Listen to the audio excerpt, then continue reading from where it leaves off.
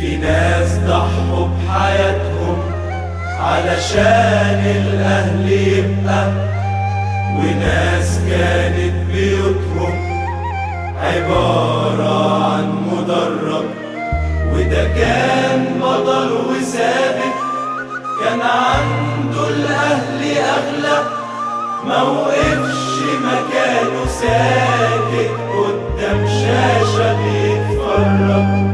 دول ناس ضحوا عشان كانوا بيبنوا الكيان، مش واحد دول كتير على مر الزمان. دي عقيدة ومش حاجة جديدة، أهلاوي بيحب ناديه، حب الأهل علينا فريضة، بالروح كمان نفديه.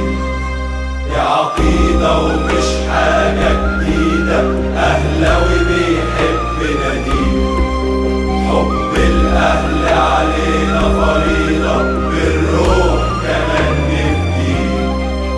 مش صفحة من كتاب، دول كانوا تاريخ لنادي، وفي لسه كتير شباب الموت بقى عنده عادي.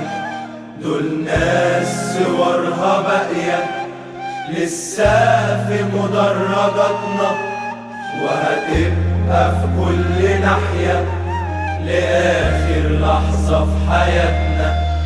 وده كان لسه شباب، وفي ثانية عننا غاب، وبقينا بنقرا فاتحة على روح عبد الوهاب. ان انا اوعد النادي الاهلي بحاجه واخلفها، لان النادي الاهلي عقيده ومش حاجه جديده، اهلاوي بيحب ناديه، حب الاهل علينا فريضه، بالروح كمان نفديه.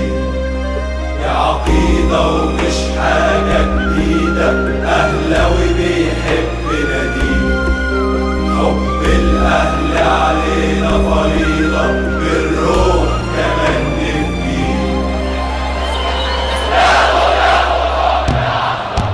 جمهور مرضاش يطاطي لأي تهديدات، وقالوا هيسافروا عادي، وإذا